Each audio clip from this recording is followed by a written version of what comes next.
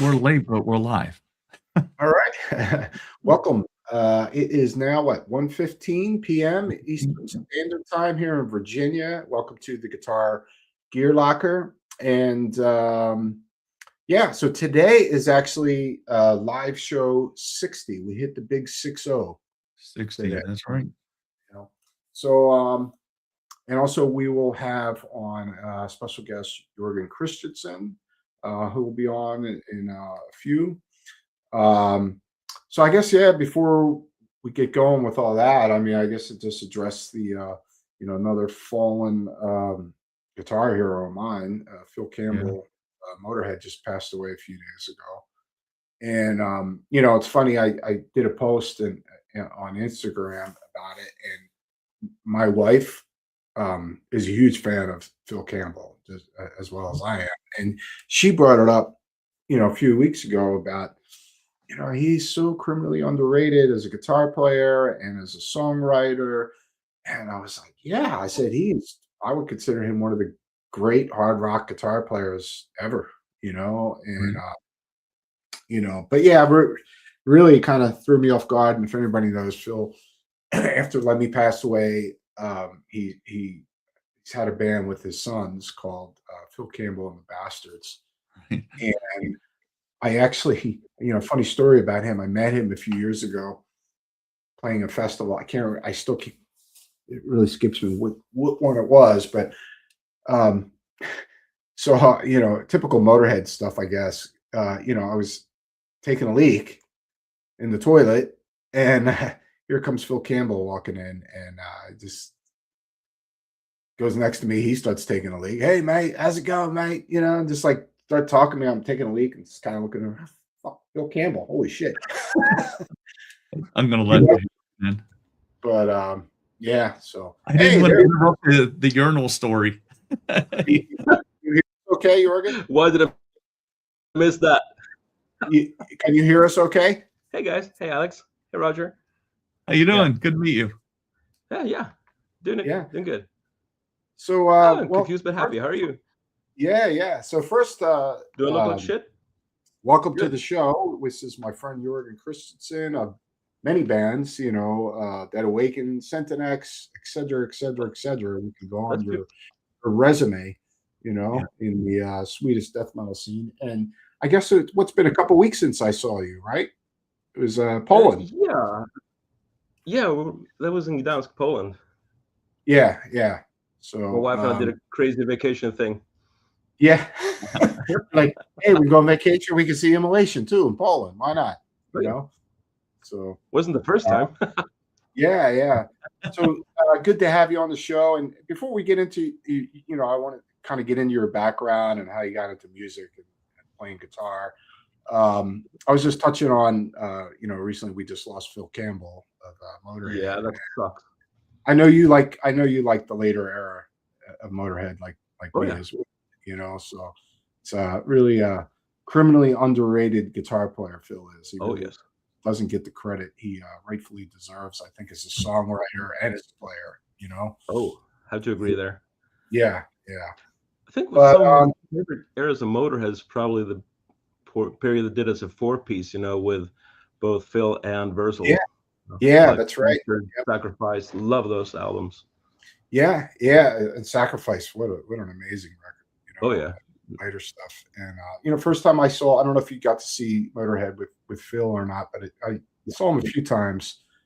And I think the first time I didn't get to see them with obviously with Fast Eddie Clarke or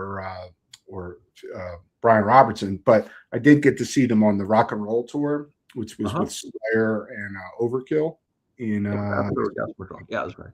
1988, I guess. That was the first time I saw them. Yeah, they were amazing. And that was right when Phil Taylor came back for a little bit, Yeah, that's right. Never saw him. Yeah. But yeah, they were amazing. I mean, when is Motorhead bad? I don't think anybody could say they've seen a bad Motorhead show, No, very consistent. You know what you get, Yeah, absolutely. Okay. But yes, I guess we'll get into a little bit, I want to kind of get into your background. So, what was it like growing up? I mean, did you have a lot of music in the house or was it something that you found that led you into playing guitar? Was there a moment that you can remember? That's a good question. When I grew up, I mean, no one in my family played an instrument. My mother used to play guitar when she was younger, but she had an accident at her first job and cut one of her fingertips. So that was the end of her guitar career. But no one really played an instrument. But I started loving music very early in life. But that was pretty much what my parents listened to, like Bonnie M, ABBA, Simon Garfunkel, etc. But somewhere in my early teens or possibly earlier, I discovered Kiss. And I usually, I often fall for the odd song that no one else pays attention to or really recognizes or even likes. So I got into I Was Made for Loving You with Kiss. Oh, okay. So that kind of opened the door. Sure. Yeah, I was one of those obsessive Kiss fans when I was a kid. So. Oh yeah. It always stuck with me. I mean, Kiss never really went away from me. It's like I still listen to all those early records, especially the 70s stuff. And I like some of the 80s stuff too. Oh yeah. My favorite albums by Kiss are probably like Lick It Up or Creatures of the Night. Oh wow. Yeah. Both great albums, actually. Slightly darker, slightly heavier, slightly harder. But yeah. But I mean, I must admit that part of it, getting into metal, getting into music was, the aesthetic part of it too. The visual aspect of things. What really caught my interest in guitar was probably seeing pictures of all Wasp, all Mötley Crüe, Kiss. Factor there is all those bands played BC Rich guitars. I used to be a sucker for BC Riches. I still have a bunch of those. But I mean, strong, visual impact of those things. Sure. As a bonus, they're really good instruments. But I kind of hooked that end of things first. But it was like the Flying V for me. First seeing that. And then my first guitar was the Flying V clone. I still have it, or I have it again. Oh wow! My mom gave me a Cort Flying V for my 13th birthday. Nice. So that was like 40 years ago. And I sold it far too early to get something better, or I thought I needed something with a bar. I sold it far too early. I mean, started regretting that. I mean, there was a lot of love behind that birthday present. So I began regretting getting rid of it. So 28 years later, I managed to get it back. It's in terrible condition, but it's like, is it the same exact guitar? Oh yeah. Really? Yeah, it's a terrible condition, but I love it. If you give me like 18 seconds, I'll go get it. Sure. I'll put some comments up while you're going. Be right back, okay? Yeah, sure. Let's see it. Yeah, we have Jed with us this week. Ah, cool. Yeah, we have Cheesy Cheech. Mm-hmm. And then I some know of them are probably bots. One of them, they see it. Somebody gets in here. I just have to throw this up here so I can say a smart ass comment. So they get up here and see a bunch of guitars and three guys, and they're like, "What are you talking about? You probably should just tune out." Look at that thing. Wow. So I mean, it's full of stickers. It's done a lot of punk miles on the roads. Yeah, I can see. Wow. It's in terrible condition, but it's like one of my most prized possessions ever. Sure. It will go down with me when they put on the lid, Yeah. So, it's kind of like probably one of the ones that Michael Denner used or Hank Sherman or kind of like the one Michael Denner probably actually used. I think you're right. It's just got one humbucker volume and tone. Yeah. So wow. That is cool. Yep, this changed everything for me. Sure. We wouldn't be sitting here talking to each other if it wasn't for this guitar. So yeah, for sure. Yeah, Denner. Yeah, there he goes. Yeah. So I managed to get that guitar back 28 years later, and it's never leaving me again. Yeah, right. So, I hear you about Flying V's. Yeah. And like you said about BC Rich, it was like the shape, and I remember like, oh wow, the bitch. Like when I saw the BC Rich bitch, and I think it was probably Joe Perry or somebody playing it, and then Yeah. fast forward, I saw Dave Mustaine playing the bitch, Of and course. Hanneman got one, and man, I was like, wow, Jeff Hanneman. yeah. And then Yeah. I tried some of the Beast of Riches, and I was just like, yeah, the shapes are cool, but it just, you know, it wasn't as good as a playing guitar compared to like a Jackson or Charvel. I remember you being more of a Jackson guy back in the day. Yeah, me too. Yeah, Mhm. Jackson. I remember you being more of a Jackson guy. I took the Beast Ridge Road, and you took the Jackson Road. So- Yeah. They were kind of like, if you got a Jackson or a USA Charvel or something like that, that was like the ultimate guitar, you know, to get back. Yeah. But I mean, the US made Beast Ridges are as good. They're more inconsistent, you know. They're like very handmade. You can tell they're very different from each other. Sure. Yeah. Sure. I've had a bunch. I must have had like 50 or 100 total of, you know, US made Beast Riches. Mhm. They're very different. They're very individual.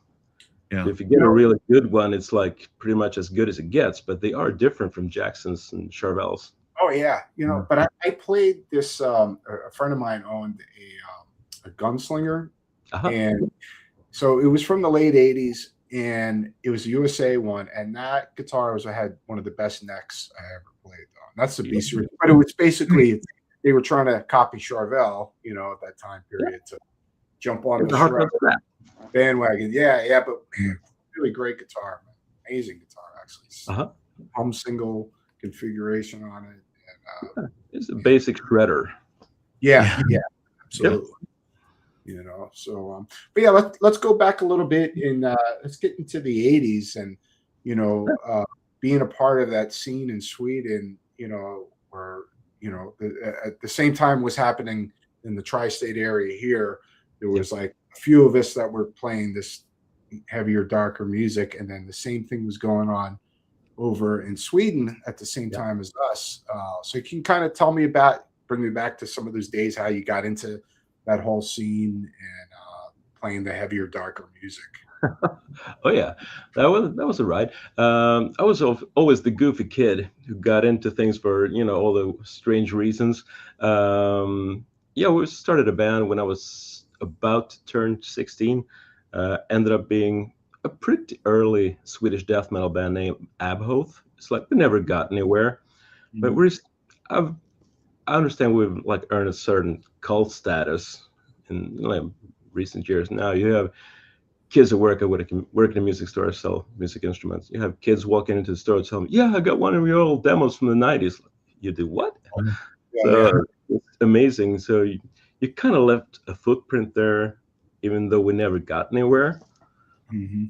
But yeah, it's like what got me into death metal was probably Death, you know, Leprosy. I still consider that album, you know, milestone. I love that album.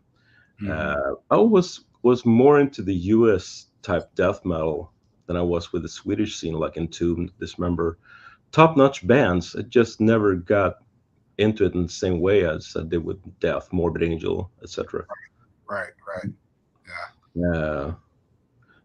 So we were like outcasts in the outcast genre, I guess. Like the odd guys that never fit in the genre that wasn't supposed to fit in, if you know what I mean. Yeah. But yeah, we did some shows. We played a lot. But yeah, we never really got anywhere and call it quits in '99. But I mean, I was lucky. I got to see a lot of cool bands back in the day, like All Pestilence with Martin doing vocals, Morbid Angel when they did. I think that was the second Swedish show, and their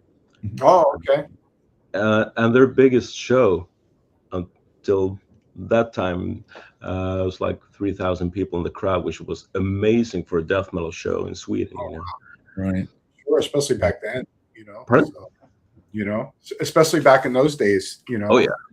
It's like it's a small genre. It's like about to explode. Was that the that Grind Crusher tour they did with like I think it was like Carcass and Napalm Death or something like that? I remember they were '89. Or maybe that was just in the UK. They did That must have been slightly later, because I mean the first Entombed album came up in like '90, I believe. Yeah, yeah. And I think the Grind Crusher. Oh, sorry, I'm mistaken things here. Morbid Yeah, Angel. you might be right. You might be right there. Yeah, because I remember them going over to do that tour, you know, the '89 tour. And it was like their first tour, actually, except for that Morbid tour they did in Yeah, you know, in the '80s, which was like 4 shows in New York with Immolation set up. You know, it's like Immolation, Morbid Angel, and Revenant. A lot of those shows. pardon? Was that one? Their first official kind of tour, I guess you want to call it. Morbid Angel. You know, that would have been in '88. You know, yeah. But yeah, that's Morbid Angel first time in '90. Yeah, '90. Okay. Right after Altars of Madness, which is still, you know, a milestone in the death metal genre, I think. Oh yeah, that record blew my mind. I mean, I knew all the songs, you know, from the first unreleased record and the demos and all. I had all that, but once they got, you know, Pete got in the band, and it was just everything just went up next level. You know, I mean, they were definitely the band we all looked to as like they were the top. You know, as good as it got, you know, most professional and tightest, and the whole thing was just. And you know, the stage presence so incredibly aggressive, you know, stage. Absolutely, yeah, it was like going to a ritual or something. Yeah. Actually, my wife and I like to travel. We like to go visit cool places, and we went to see the place where that venue was only like a few years ago. Mm-hmm. In a like park, so it's like fairly big stage, etc. It's like there hasn't been a show there for many years, but I mean, just the nostalgia going in there is like, okay, this is where it happened. Wow. Yeah. That was a really special feeling. Yeah. Yeah. Great days indeed. You know. So let's get into the guitars. You know, let's get into the guitars a little bit. So me and Jorgan constantly message each other and what guitars that our wives will not let us get, and you know, so what's some of the new guitars that you've gotten in the last couple of years that you know, me? that have been really special to you? Yeah, because I know you showed me a few that you got, and we both have a bunch of guitars, I guess. I got a few of my guitars on the wall. I figured that'd be appropriate background here. Yeah. The past few years, I've really gotten into ESP or E2 Horizons. Those are my workhorses when I tour, when I'm flying. It's like so well made, so solid, slightly chunkier neck that I just love. Should I pick that one down from the wall? Yes, I should. It looks like I see if you have to ask, the answer is always yes. Yes. Yeah. So here's one of my workhorses. Oh, nice. There you go. Full. Jed says full ESP crew here. Yep. Damn right. Yeah, everybody. That. Yep. The Reindeer Blue. Yeah, nice. And I mean, a happy guitarist is a tired guitarist, so you always had to mod things one way or another, right? Yeah. I noticed you got the same thing on one of your guitars, Alex. I just put the different markers. Yeah, that way. I got my little philosophy there. Once mistake, twice stupid. I learned this on my first flying show with Sentinix. We were in Slovakia at a festival, and the spot where I was standing, like a few seconds in a row, it got totally dark there. I couldn't even see the guitar. Yeah. And I was like fairly new to the band, and I'm used to, you know, being a vocalist and guitarist in Dead Awake, and I play like economically. I don't move my hand as much across the fretboard. And Sentinix is the other way around. It's like the exact opposite.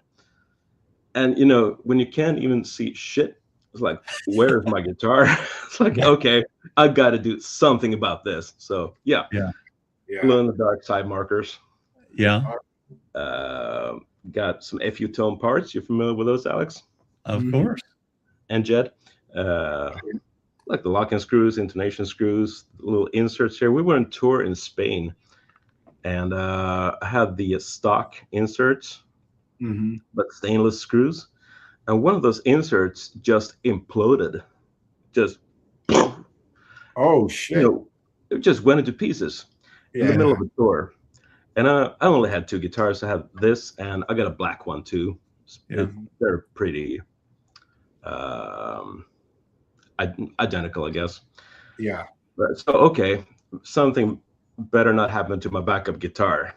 So I had like one totally useless guitar with me for the rest of the tour. So when I got home, okay, let's order some titanium parts. Right. So got the inserts, got the locking screws, the intonation screws, got the posts. With the screws for the locking tuner. Got the brass block in there. Yeah. And those little springs. Yeah, those are cool. And Swedish made pickups, Lundgren, M6, like the Meshuggah signature pickups. Probably the best pickups I've ever tried. I've tried a lot of pickups, like Active, Massive, Duncan's, DiMarzio's, Bill Arns, EMG. I know you like Fishman's. I like those too, but I kind of was drawn away from Active. I try to avoid having batteries and checked in baggage when we fly. So I had to try these, and okay, I'm hooked. Best pickups I've ever tried. I'm so happy. They're very balanced, very natural. It's like you don't have to do that much to your tone in terms of tweaking amps, etc. It's like I'm just there. Good, yeah. So is it a hot pickup? It's fairly hot. I don't experience as being very hot, but yeah, it's pretty hot. Yeah. Got a bit of bite. It looks like it has some weight to it. Yeah, well, sure. I like heavy guitars. It's got some weight. It's a mahogany thing with a maple top, so yeah, it weighs a bit. You know, I never weigh my guitars. I never check the weight of them. I never pay attention to that. I just like the comfort of having a pretty heavy guitar since I'm a pretty heavy picker. Jed's talking about FU tone and stuff, particularly the titanium string blocks are essential. I'm a dealer, as everybody knows, so I can't say enough good stuff about it. Oh, I love those things. I mean, I haven't broken a single part of my guitar since I put those in, so I'm happy. So the Horizon is your go-to instrument, would you say? The Horizon shape? Is that something that's really cool? Yeah, it ended up being that way. I used to play a lot of V's. You can probably tell I got my satin black background. I love those guitars. I still do. But flying with those things, I noticed you had a little accident with one of your V's, Alex. My friend Urban from Vomitory had something similar happen to one of his V's. So I figured, I love the look of V's. I like V's, but I'm 53. Could have just settled with something like Hot Rod Strat-ish, like a Horizon. Yep. And a Horizon, it's such a like unique shape to the contours. It's really beautiful. It's like a missing link between the Les Paul and Strat somehow. But I love these guitars. They're really solid. They're often still in tune after flights, which is a good sign, I think. I same for me. It's like when you're flying all the time in between shows, I will not bring the V's for those runs.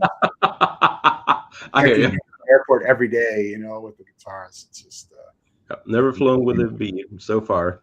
So I love the feel of the V. You know, there's something about it. It's magical. Oh, but yes, I love that. You know, but here's one of my Horizons. Except for the the bridge. Got one of those work. I love the finish of that one. Yeah, and they sound really good. I don't know. Yeah, very resonant. Yeah, they got a great tone to the guitars. And I guess it's like kind of the Les Paul approach, where it's the maple top with a mahogany body. It's a Les Paul with a bit more snap to it. Yeah. Yeah, I got one of those old ESP standards, just like that one, but solid black. It's a killer guitar. So you have a USA one as well, right? You have a USA. You have an ESP USA as well. Oh yeah. Let me go get it for you.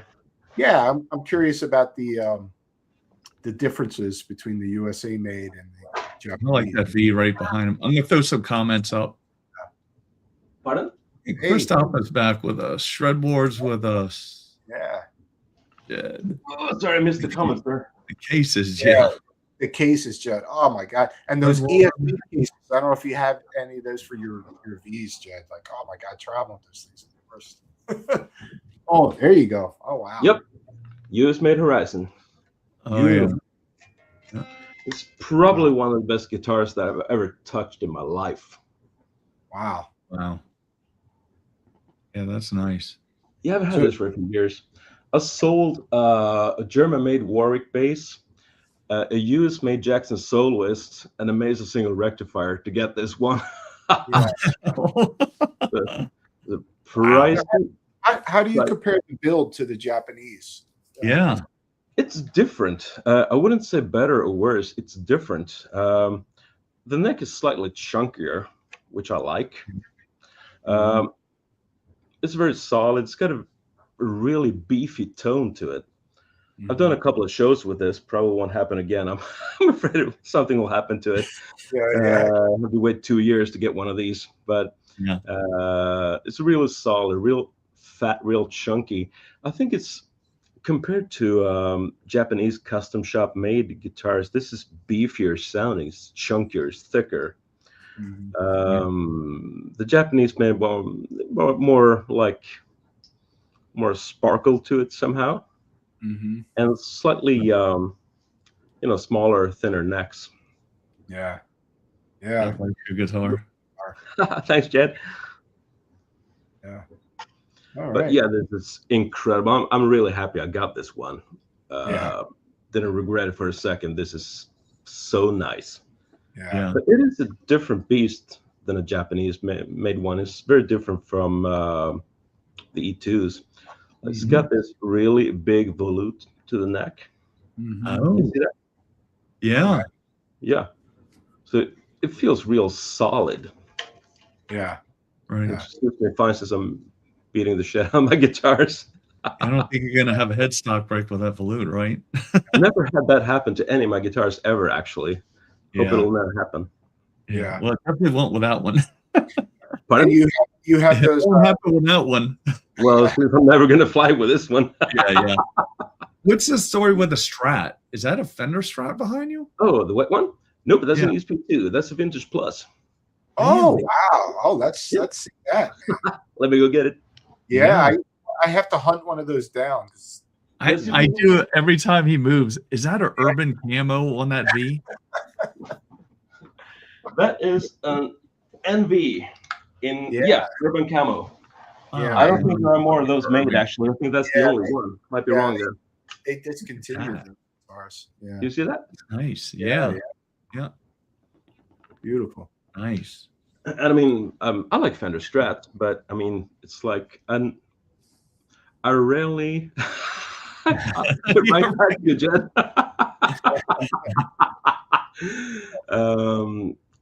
I've never tried a Fender Strat that feels like this is me. This is my guitar. But I mean, this is, bullseye for me. Yeah. It's a top-notch Strat, and the neck is like, okay, I'm home. It's just 100% me. It's such a nice guitar. It sounds amazing, feels amazing. Also has that really solid feel to it. Yeah. And what is that bridge too? Because I know the bridges that they used on those Vintage Plus. Were they like it's like a Wilkinson or something? Yeah, it's a Wilkinson. Oh, yeah, they're good. Works real well. It stays in tune really nice, and I like the feel of it. It's like somewhere in between a Floyd and a Kaler, but it's not a locking tremolo. Right. So yeah, that's a really nice one. They stay I'm in really tune. happy I got this one. Yeah. If you can get a secondhand one, they're not that pricey either. So Right. I got lucky. Yeah, but it was on the wall. I couldn't. It was kind of dark. I couldn't see what the headstock was. I was trying to figure out if it was Fender or asking, man. ESP. Yeah. It's like show and tell, man. Yeah. Pardon? It's like show and tell. Show and tell. Like we just keep it. Oh, show me that one. So should we give a try to make Jed happy now? Yeah. I think Jed wants to see the NV. He's asking for the NV, so we got to see that. Man. Pardon me, Alex. The NV. Yep. Let's see that one. Be right back. Yeah. Oh boy. Bunch of kids at the candy store here. Oh yeah. So let's go get the really good one. He needed to schedule a partner or an assistant for today. He didn't know it. Well, yeah, that's it. Yep. There you go. There you go. So here we go. Ooh, I like that. Woodland camo. Beauty. Yeah. NV standard. And to kill all the rumors there, for some reason, these guitars tend to float around in various Facebook forums, etc. People are like, yeah, that's a custom shop. No, it's not. Yes, it is. I should know. It's my guitar. But no, this is not a custom shop. That's a little known fact about ESP. Back in the day when they did their ESP standards, if you knew the right people, you could get a few custom shop light features like different finishes, different pickups, etc. Right. So I decided to get one. The story was actually I ordered the Urban Camo, and someone screwed up. I don't know who, and I really don't care. But I got this one. I got the Woodland Camo. Yeah. And I opened the case, like, no. Got so pissed off. And I had it laying around for a couple of days, and I realized, damn, this is actually really, really nice. And it plays different from, I've got like the satin white. I also have a white one. Satin black. I also have a white one. Beginning to mix words here. This is like, it's got this really solid, really well-made feel to it somehow. It feels like a custom shop, but it is a standard. Yeah. I mean, I've played custom shop ESPs and the standard series ESPs. Not much of a difference. I mean, you know, maybe a little bit more attention to detail on certain things, but they're both. You can't go wrong with a ESP standard guitar. No, the standards are amazing. Yeah. But these were like pretty much out of the box perfect for me. I love Kaler tremolos. I do have like the Horizons with Floyds. I've learned to love those too, but I am a Kaler guy. These came with a factory amount of Kaler tremolos. The cross of iron inlays, I love those. And it's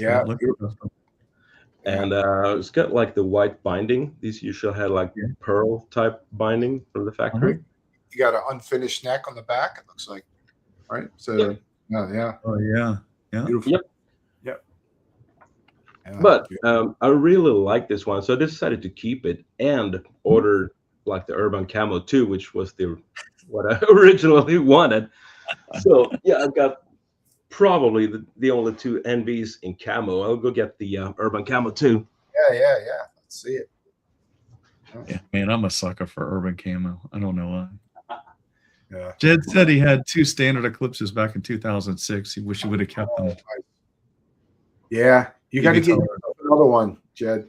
Treat yourself. Yep. So Urban Camo. There's another one. Oh, look at that.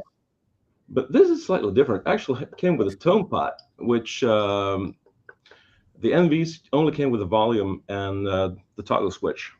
But for some reason, this ended up having a tone as well. And I actually ordered this with passive pickups. But I mean, I've changed back and forward. So this one currently has EMGs. Okay. It's got the white binding too. And ta-da! Back of the neck. Ooh, that's nice. So it's like all that. camera. This is also, it's standard. This is not a custom shop. Yeah. These are so nice. They're amazing instruments. I love all. I got 4 MVs. I love all 4 of them. They're just Yeah. amazing. Yeah. You love Yeah. the back of it. Hi, Jed. Yeah. We have Treadward E2 is no different than ESP standard. It is. As far as I Yeah. understand I don't know why people think it's something different. E2 is ESP standard. They just changed the. Yeah. It is. Huh? Yeah. It is. But in all honesty, I actually prefer the E2s compared to like older Horizons. I prefer the E2s. They're really well made. Oh yeah. Yeah. One notch up from the old ESP standards, I think. Right. Right. Yep. So Yeah. yeah, I'm really happy with those. Yeah. All of my E2s are just, stellar guitars. Oh yeah, they're top notch. Yeah. I rarely have to like adjust it, cross rod and things. They just work. Yeah. Yeah. Yep. Well, Sweden is a country with like weird climate. In the winters are like really dry, no humidity. Selling guitars is a pain in the ass. Pain in the ass in the winter because we have like currently around 30%. I mean, 45 is minimum. So, so imagine a nightmare. Let's talk about that a little bit because I know you work. That's what you do for a living. You're selling guitars. So, how did you get into that business?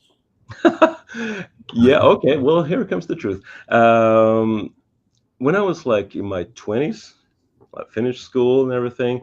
I was like, okay, what am I gonna do with my life? What am I gonna do for a living? I didn't have a clue. And someone told me, okay, you like guitars, you like music, you like instruments. Yes, I do. Ever consider working in a music store? And I was like, me selling things, being a salesman? Are you nuts? Yeah. But I tried it out as a trainee at a music store, and yeah, here we are, 30 years later. Wow. So yeah, it worked out. I ended up being a pretty good salesman, I think. 30 years. So it seems. I've been called, the salesman who could sell sand in the Sahara Desert. So I guess I'm doing something right. But yeah, I ended up selling guitars, and I've actually only worked in one music store since '94. Really? Oh, wow. Yeah. Wow. Yeah. Wow. So I'm back at my first job. It's a company called Musikbörsen in Swedish. Music Börsen, you probably pronounce it like. It was a really old chain of stores. We were like, back in the day, what was it, like 20, 25 stores? And Sweden is a pretty small country. Yeah. And shit happened, and we went out of business in 2019. And I did my first show with Centenex the Saturday after we went out of business with the store. So life was whoa back then. But yeah. Went out of business and did to get something different for a year and a half. Worked in a pet store. I'm a cat guy, so that was great too. Met a lot of nice people. Still keep in touch with staff at the store on a really tight, regular basis. But my colleagues decided to give it another shot with the music store and started it up. And yeah, here we are, back in business since like 5 years ago. Wow, that's awesome.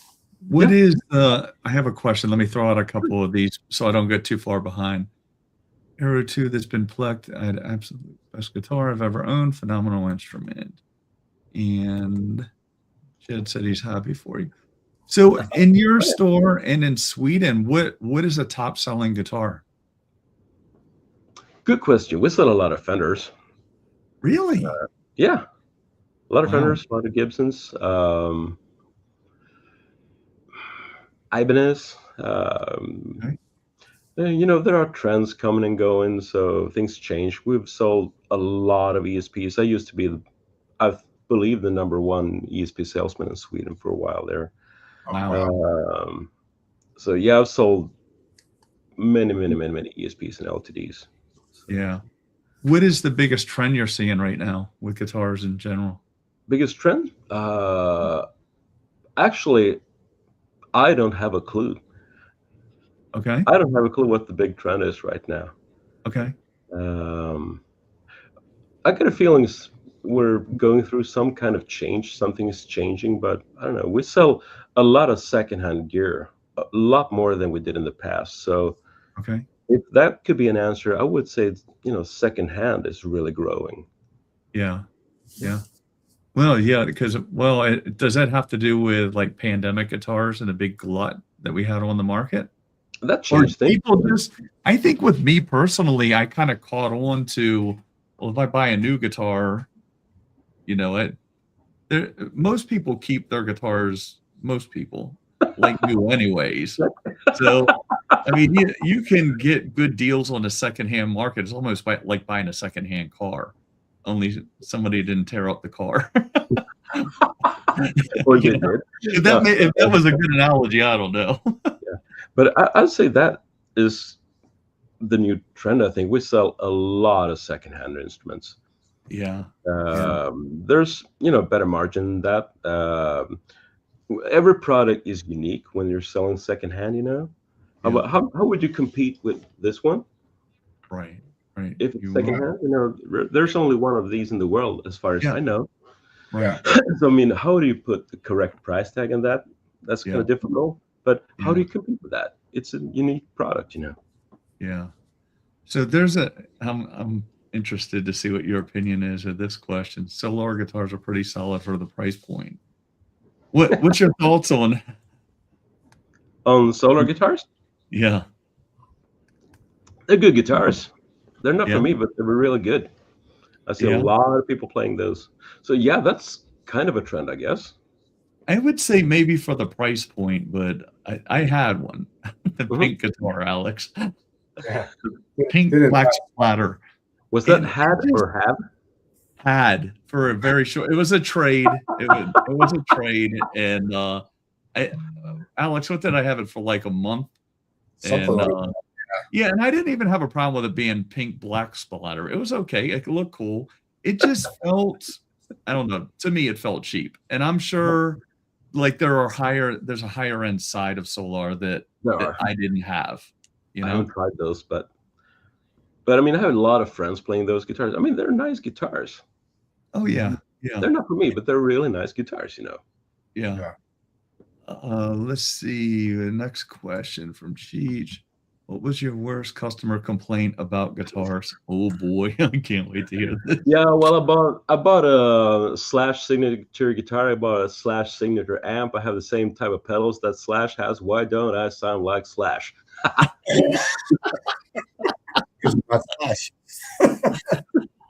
Oh man. Yep. Well, wait a minute. Did you tell him you need Slash strings? Yeah. Do you have a Slash strings? Could be because you suck. Sorry. Well, you could just keep milking it. Well, did you hear there's like a Slash cable? Did you try that? Yeah. Consider changing your name? Yeah. Playing more, buying less? Yeah. Oh, jeez. Oh, the other way around. The only solution when you work in a music store, you need one more guitar. Oh, that's it. Yeah, that is true. Yeah, you need one more. Always one more. Yeah. That's one. What is the aside from ESP? Well, listen, what's the best new guitar out there right now? The best new guitar? Are we talking brands or models or both? I tried a new Yamaha the other day, a Pacifica. Ooh. It's like not that pricey, but I mean that's top notch for the money, Yeah. I can't remember exact model. It's like the price range about $1,000, I think. Yeah. It felt like $3,000. Yeah. Seems like Yamaha's kind of making a comeback on the electric side, right? Yeah, always made good gear, Yeah. Always did. Yeah. What are your thoughts on Kiesel guitars? Only let's see, that's the old carving stuff, right? Huh? Yeah. I haven't tried the Kiesels. I've tried old carvings. You used to distribute carving, actually. Oh yeah. So those were top notch. Really nice instruments. Yeah. Kiesels are really good too. I like them a lot. Well, I'm trying to. Sweden is a small country, and all the goodies don't always reach our country, I guess. Right. Yeah. Well, and for us, I always say Kiesel, in my opinion, Kiesel's kind of like the custom shop that you can get. Like you could spec out and then we're in California, you could spec out whichever guitar, however you want it, whatever you want in it, and they'll build it custom, and they're kind of affordable. Yeah. I mean, if you tried to do that with Fender, you'd be $5,000, $7,000, $8,000. You'd be robbed. Oh yeah, right. And then you'd have as soon as you got it, you have to take it and get a setup. Yeah. Get a proper insurance for it. Yeah, exactly. Oh, here's back on the Slash. You have to wear a top. You could have sold the top hat. That yeah. The top hat. Shit. Okay. Good sales. Snakes. Thanks. Snakes. Yeah, Carvin had a nice concept. Yeah, and they're still Kiesel has it now. Every time there's a little store on the Strip in LA back in like '97. What's your experience with Gibson? Is it really? The serious, simple answer to that is yes. They've improved a lot. I mean, you see a lot of whining on the internet about Gibson guitars these days, but come on, they're fucking amazing. They make great guitars again. They're top notch. Yeah. Yeah. Which year Gibson Les Paul would you stay away from? Which years? 2015. I was going to say 15 to 18. Yeah, 2015. Yeah. That would be it. Steer clear. Yep. Publication. Stop in the name of all that which does not suck. Yeah. Yeah, that's I think my last one, I said 18 because I had one when they were trying to make them a little more modernized with the Mojave burst and all that. It was the worst guitar ever. How about the zero fret necks, the nuts, and like the robot tuners and things? Oh yeah, no. Cringe supreme. Christoph, every once in a while I'll come up with a good question. It's like a broken clock being right twice a day. So you think Gibson quality control is getting better? Oh yes, absolutely. Okay. Seriously, honestly, yes. I've seen a lot of guitars. I've seen a lot of Gibsons. I saw a few one in the '90s that weren't really that happening either. But okay, I mean, the past couple of years, no, they're amazing. They're beautiful, well made. Yeah, really nice finishes. Great playing. No, top notch. Yeah. No complaints there. I'm trying to think. I want to pick your brain about so many guitar things. Go, Alex, while I think, because I have a million questions. I need. Well, shoot, my question about the Gibsons is: does it justify the price? I don't know about the price in the U.S. If you compare prices in Sweden, I mean, haven't really changed that much for the past few years. Okay. But I mean, we got a lot of competition from the internet, so I mean, it could be that our margins have dropped, but the prices are, where they were a couple of years ago. Yeah. Right. What is the best upgrade that somebody can make to a guitar? The best upgrade? Let's say so let's qualify it like an affordable guitar. What's the best upgrade for the money and playability? If you're looking at a cheap one, if you get a really cheap one, make sure you file the nut properly. That's a really cheap way, but very expensive if you screw it up. Change, pots for quality pots, electronic components, good switches, good pots, etc. If possible, get a good fret job. Yeah. And just play the damn thing. Don't look for scratches. Don't look for like small inconsistencies in the finish or etc. Play the damn thing. Yeah, right. I agree. Part of my ever. Yeah. Shredboard, I'll get to you in a second because I want to dovetail on his. Here's a question, and Alex and I were talking about this before we went live. So you mentioned pots. So I had somebody a customer asked me last week, and I'm actually considering carrying these, but the Bumblebee oil capacitors and the Emerson pots, as opposed to CTS. Any difference in your opinion? Seems to be a new thing. It seems to be a new thing. I haven't really compared brands, you know. Yeah, I'm not that much of a nerd, I guess. But I don't.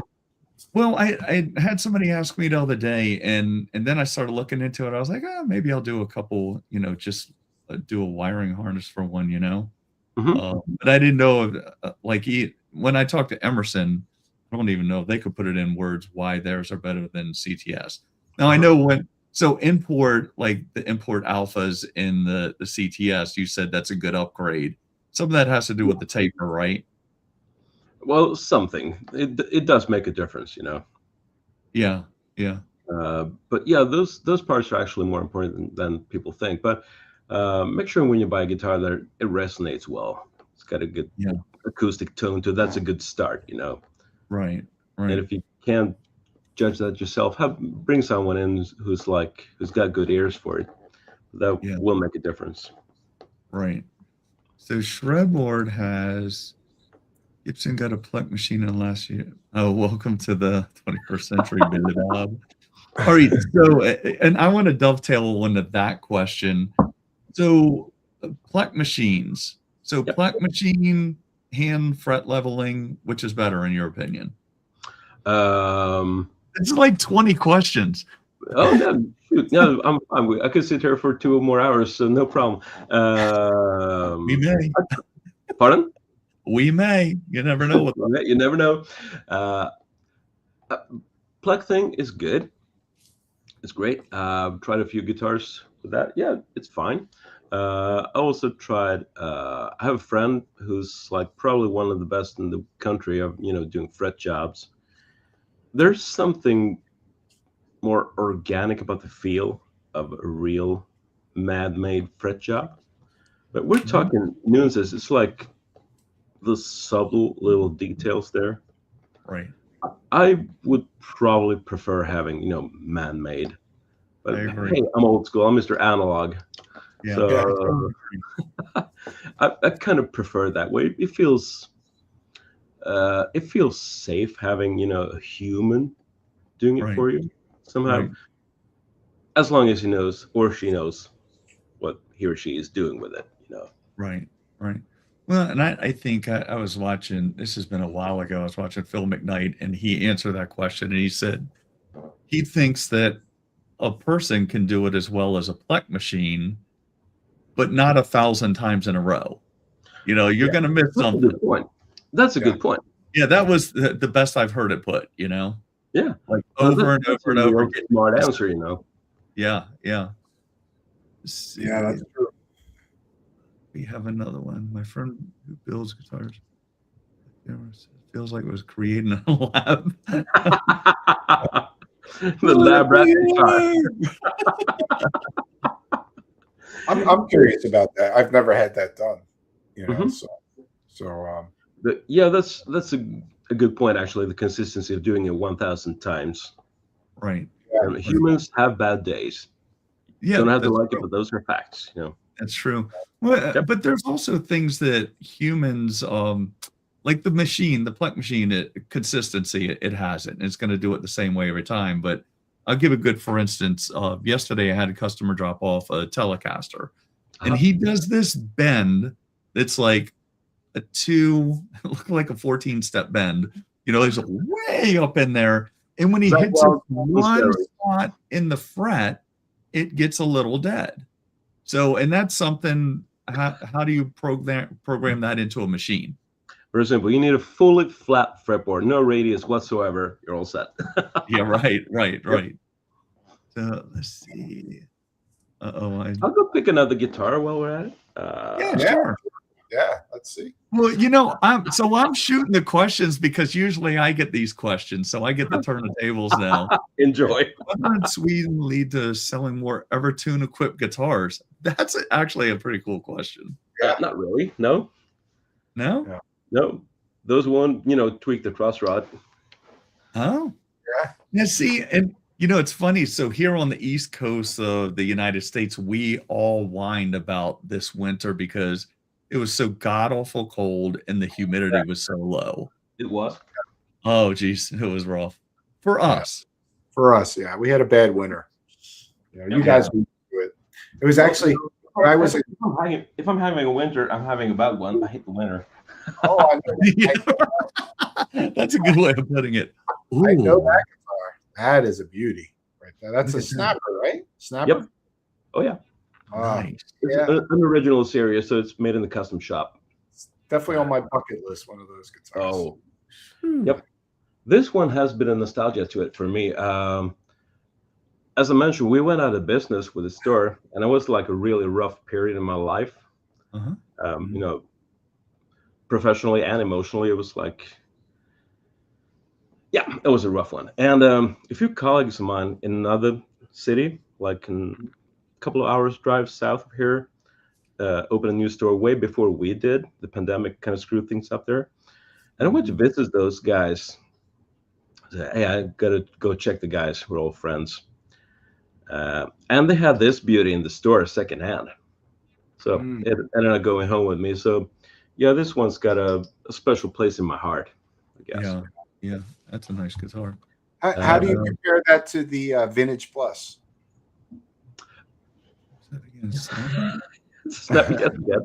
It's very different, actually. It's got a chunkier neck. Yeah. Okay. Thicker neck. An overall different feel to it. It's got an ash body. Vintage Plus, I believe, is Aller. So this got an ash body. Different pickups, different tremolo. Is that a Seymour Duncan in there? Or yeah, these are Duncans. I can't remember which models though. Yeah. Yeah, that is a beauty. I love that wood finish. The wood finish too is really nice. Yeah. Is that swamp ash, right? Yeah, it is ash. I'm not sure which type ash, but yeah, it's called burner because I believe they treat it with flames somehow to get all the grain out. Right. And that thing is beautiful. Yeah. Thank you. Yeah, I love this guitar. It's like I don't use it that often. Did use it in the studio on the second Dead Awaken album. One particular song, it was like real low tuning. Right. Ended up working great. Yeah. But yeah, Alex, I know you kind of like this one, so I had to put it behind me here. Yeah, I have one of these days. I'll get one of them in my arsenal. You should at least check them out. Yeah. I've been curious, so. But like you said, the quality, ESP standard or E2 compared to the custom shop. This is custom shop made, and the Vintage Plus is standard. I would say the quality is pretty equal on those two. They're just different in terms of specs and feel. Yeah. The quality is pretty equal. Right. Yeah. I have another question. Sure. They're just popping in my head. We have you here. It's good to take advantage of it. So yeah, you can answer it if you want. My questions are goofy sometimes. I'm goofy. So all right. So new guitar player, younger, older, whatever, and maybe there are two different answers. First guitar, they come in looking for a guitar, and you're advising them on what they should get, electric or acoustic, and then what kind. Depends what gets you going, actually. I mean, if you're into metal, don't buy a nylon string acoustic because that will never sound like metal. Right. Your new guitar should inspire you to play, not kill your passion for it. Yeah. So that would be this possibly stupid as a salesman, but yes, that's honest. We want happy customers. I'm very picky about that. Right. Especially with young people, I want those to be happy. I want them to have a future in this. Yeah. Right. Yeah. Play something that inspires you. I think that's the correct answer. Yeah. To me, it is. I'm very honest about things there. I hate salesmen that lie to customers, especially, on purpose. I think that sucks. Yeah. So, I mean, don't kill the customer's passion for music. Mm-hmm. On the other hand, I mean, if you're into like classical, you shouldn't buy an electric guitar. Yeah. True. So whatever fits their playing style, and So I think I've changed over the years, and I've said this on prior shows. Like I would think first guitar, you don't need an amp and all that stuff if you go acoustic. I've completely switched that way of thinking. So electric, I think, is probably easier to start on. Yeah. Because of the string tension and things like that. Yeah, I kind of have a hard time, figuring out rights or wrongs there. It's like we're all individual. So Yeah. individuals. So if an electric is the right for this person, there's a bit of psychology involved there for me as a salesman to, figure out what this person needs to boost their interest in this and, keep them going. Right. And that's so I've talked about this before. My daughter, when she played guitar, we bought her a heavy metal flake hot pink, because she was a little girl, hot pink Daisy Rocks. And I was trying to get her a Martin. And she goes, my wife's like, you don't understand. She's not going to play it. She's a little girl. She wants to play something sparkling and pink. And she did. She was like dead on the money, which, it goes back to what you're saying. Get them something that fits them. Exactly. I mean, the visual aspect of that guitar is actually part of it. I mean, I wouldn't ever buy a guitar that I consider ugly. It's got to be pretty damn good if I'm going to buy it, if it's truly hideous, Yeah. But if this young girl loves her pink guitar and plays it, it serves the purpose, Right.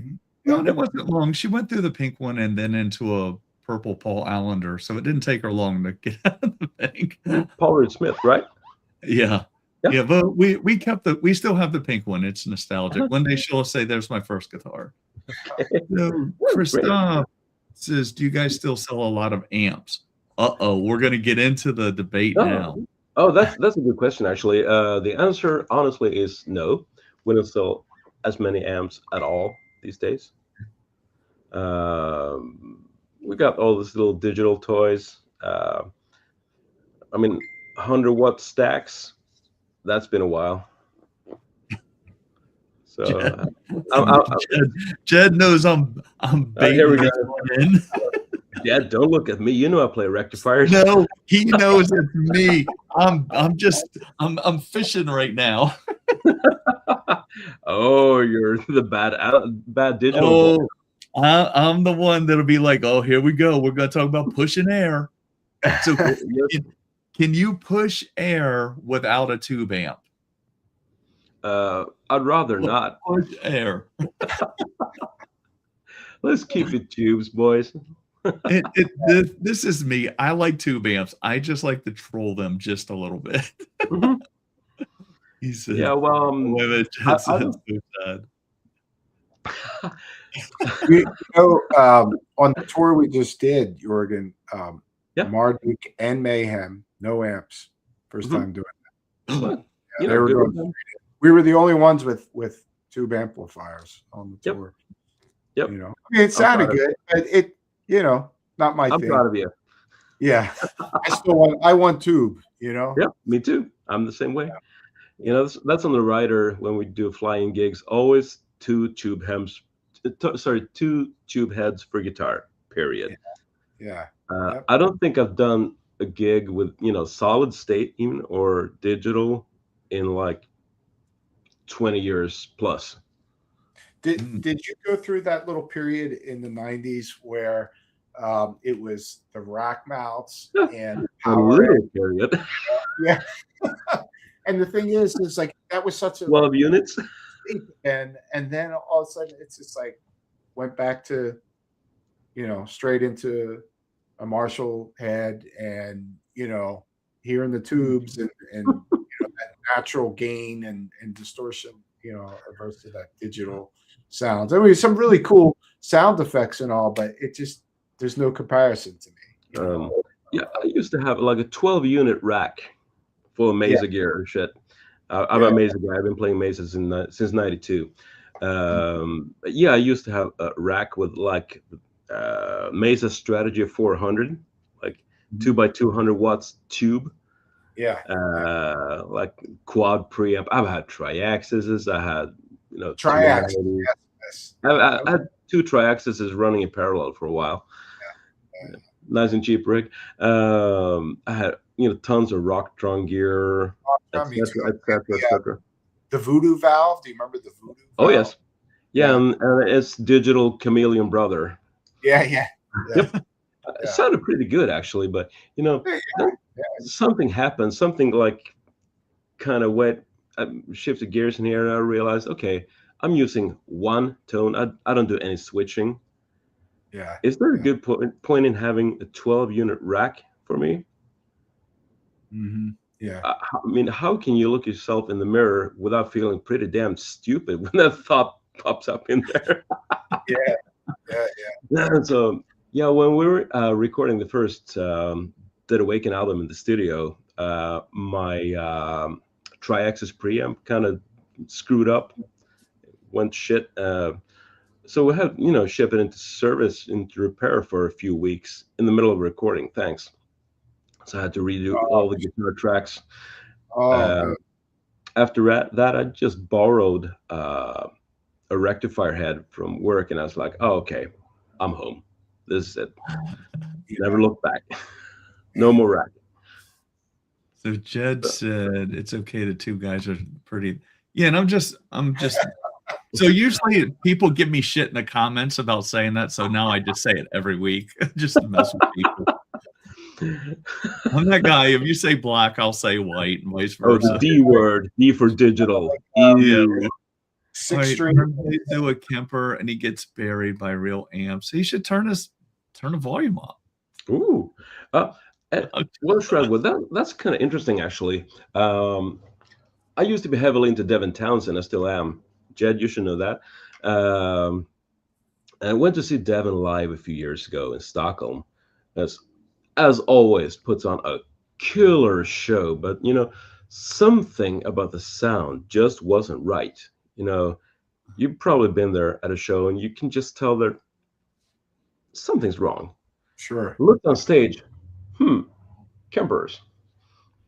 I'm not so sure that's the answer, but there was a difference. Yeah.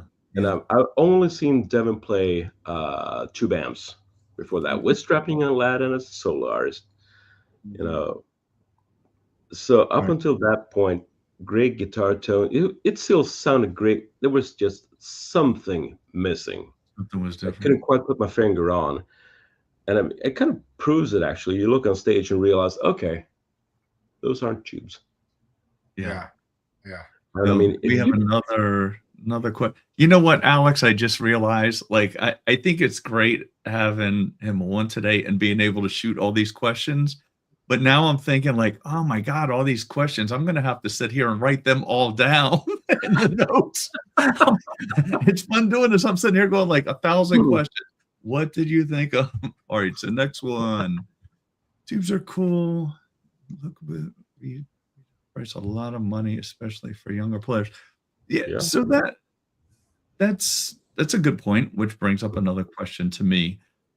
So when you have a younger player, I get them in here every once in a while, and they're looking around, what is my sound? What kind of amp do I get? I'm just starting out, all that kind of stuff.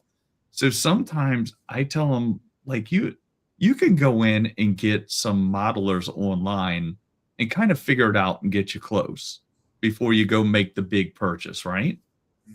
Do you think? Yeah. Yeah. I mean, Amplitude, you could, test it out, kind of get close, and because they're playing through. I'm talking about the younger people. They're playing through headphones. Yeah. Well, the thing is, I mean, if you haven't compared to tubes, you could be perfectly happy, playing digital stuff. Right. There's nothing wrong with it. If you find your tone, if you find your sound, and you're happy with it, how could that be wrong? Sure. It's not necessarily a substitute for something if you don't even know the difference. Right. Well, and I'm not even necessarily talking about tubes or solid state or effects or whatever. I'm just if somebody's trying, hey, I just started guitar, I just started lessons, I just bought this guitar, I don't know which amp to get, I don't know which pedals, I don't know. Yeah. So you got a toolbox there. Excuse me? You got a toolbox there. with the digital stuff. You know, Yeah, you got yeah, all exactly. kinds of stuff in there. Yeah, yeah. All right, So you let's can see knock where yourself up. And I mean, problem is there's a fair chance you will get lost in all the technology and all the possibilities in there. yeah, I mean, less is more. That's not a stupid phrase, you know. right, right. So I agree. All right, let me get what you need, add that little spice, etc. But don't overdo it.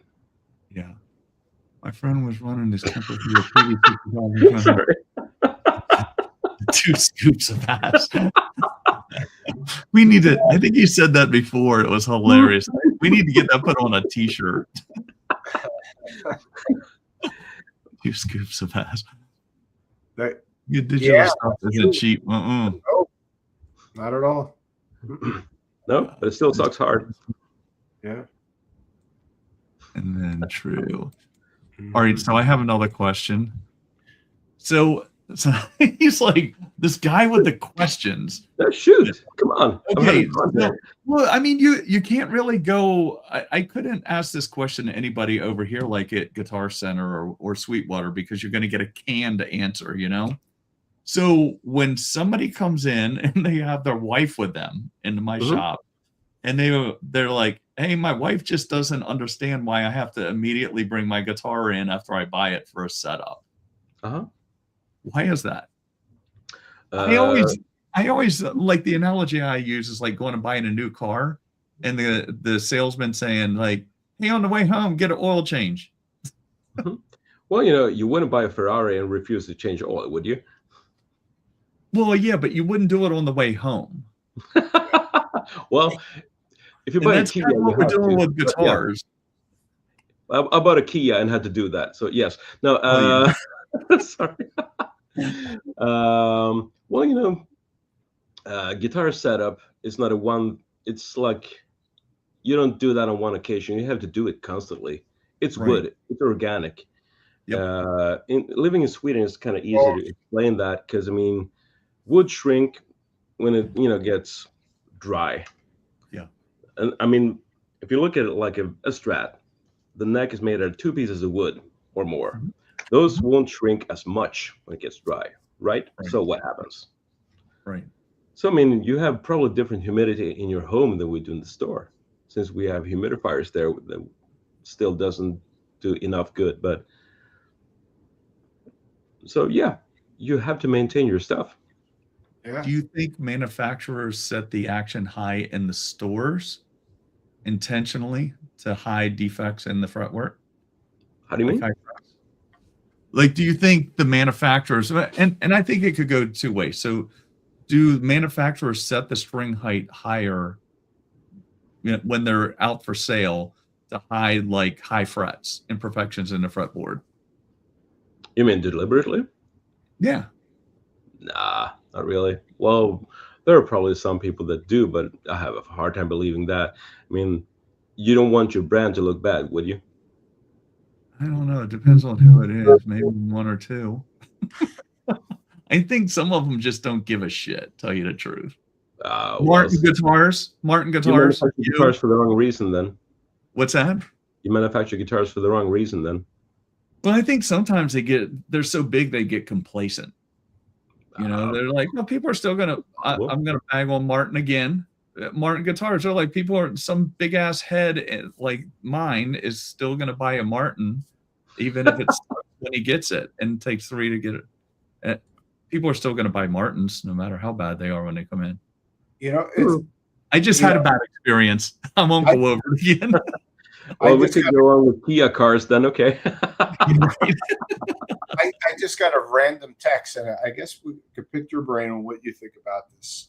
Jorgan is a friend of mine just sent me a random text, and it's related to guitars, and it's our friend Jeremy from Sanhedrin and Black Anvil, and so I guess today they just introduced the Gibson Custom Michael Shenker 1971 V.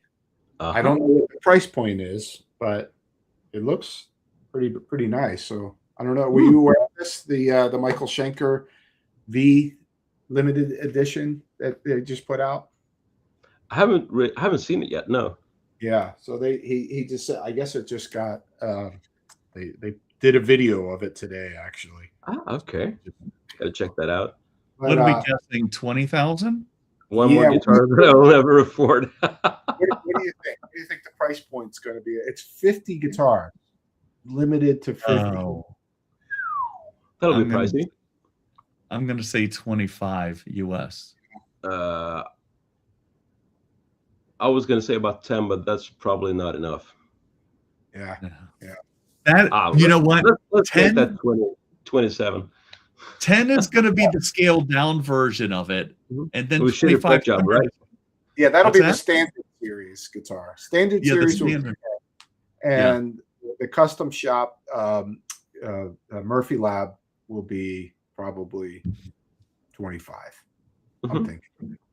He You know? just said, no thanks. Alex is getting one. Alex already told me he's getting one.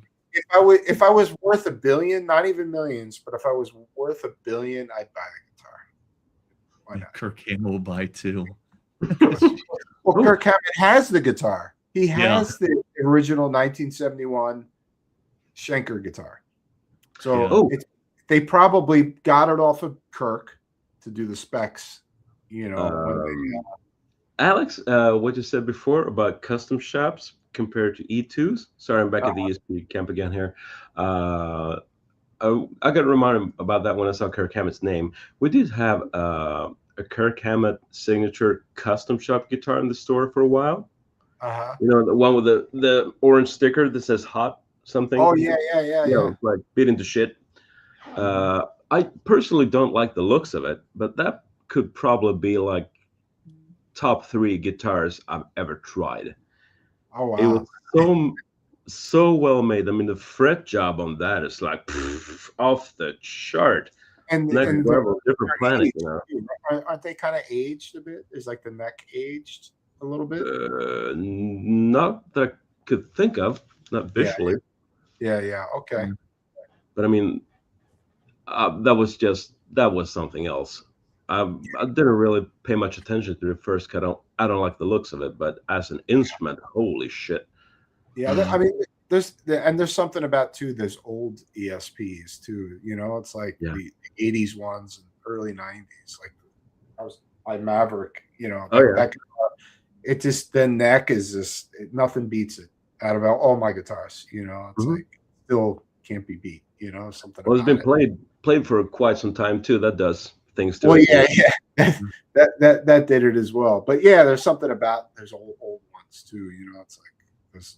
You know, handmade ESPs. You know, it's like you know, you got some magic in them. Sure. Fred Ward doesn't like Kirk Hammett. He hadn't written a memorable riff since 1990. That's because he's buying and selling all these old guitars. Yeah. Pardon? That's because he's buying and selling all these old antique guitars. He's buying more like, you know. Oh yeah. Well, I'm not even going to start that one. Nope. I'm going to look like an asshole. So I'm not going to do that. Yeah, leave that to me. Pardon? I said leave the asshole part to me. No. Okay. I'm fine with that. You know, it's like the Greenies. So they did that. I got to defend Kirk Hammett, and I have a lot of mutual friends of his. Yeah. Nobody has a bad thing to say about him. Good. I always say, good man. You know. Jed does. I'm speaking Metallica in general. So no. I think Jed's talking about the riffs. Okay. Yep. What was that about the Black Album? Let's see. You know, I gotta say, the Black Album. I wasn't a fan of A Justice for All. You know, and you know, when I got that record, and obviously still coming off of Cliff passing away, and Master Puppets, I would be like the greatest heavy metal record ever made. It's just perfection. But the Black Album, Black Album, Black Abomination. Surprisingly, I liked it a little bit better than Injustice for All because this, you know, it was stripped down. And, I like it a little less, you know, but it's not. It's obviously not the first 3 records. You know, if all of us that were there for that match band can't beat it. But not too many bands got perfect records either. You know, they made Master Puppets. They made, you Ride the Lightning.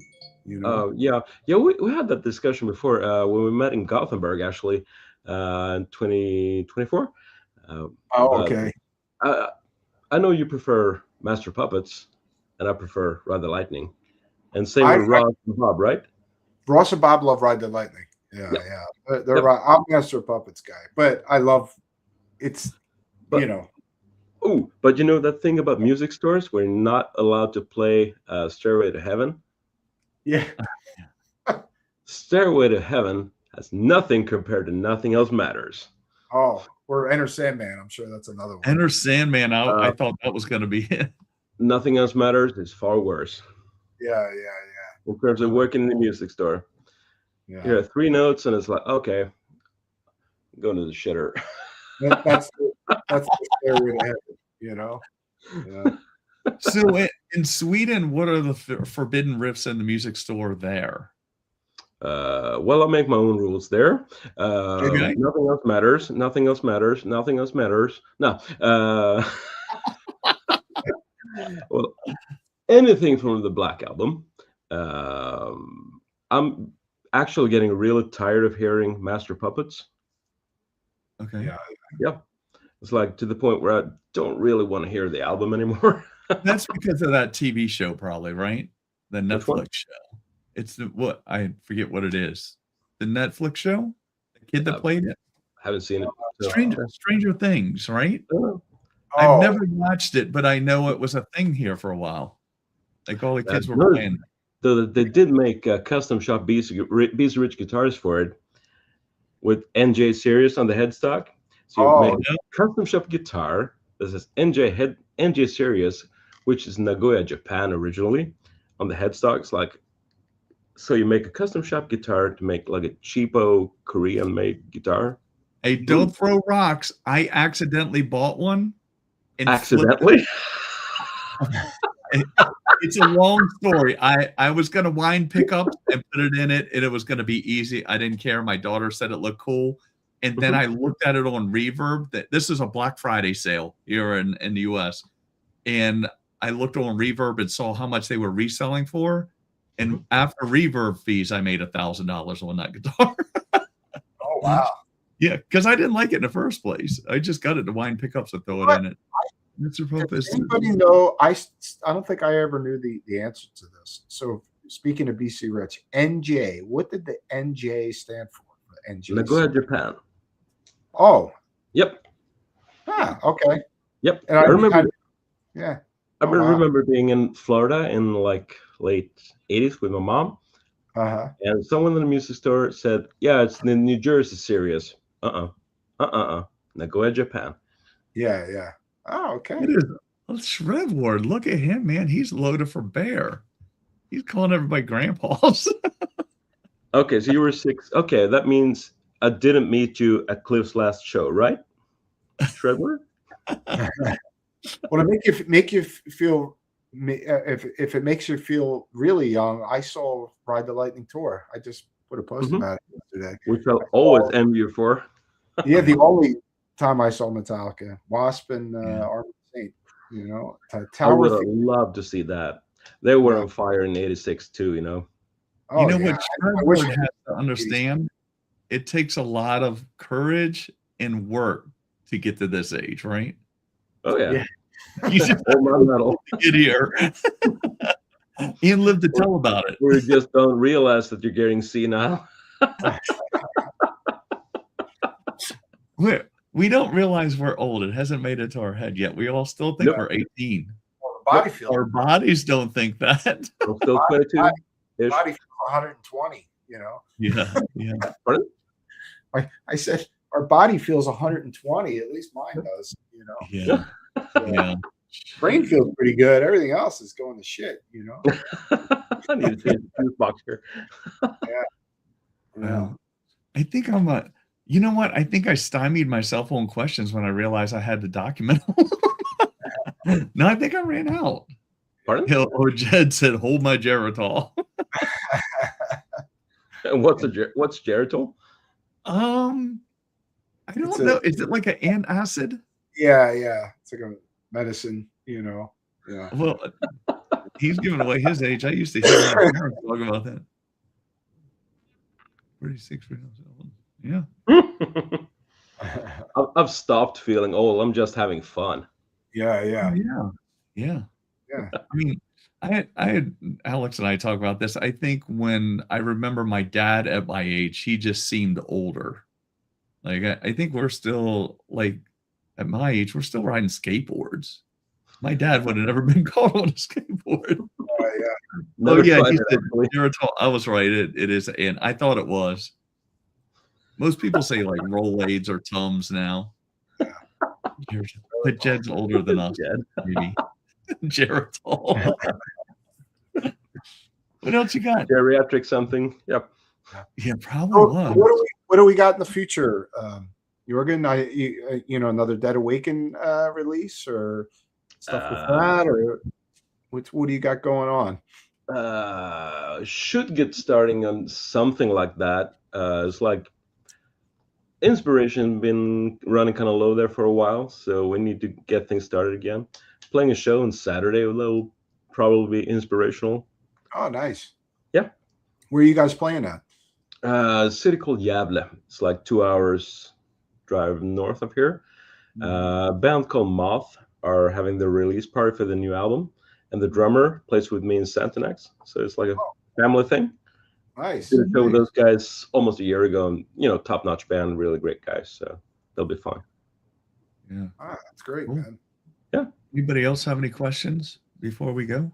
I do have a little goodie behind me that I need to show let's do you. it. Oh, okay. So, guitar nerd still at it. It never gets old. No. Neither do we. So, this is a guitar that is really special to me.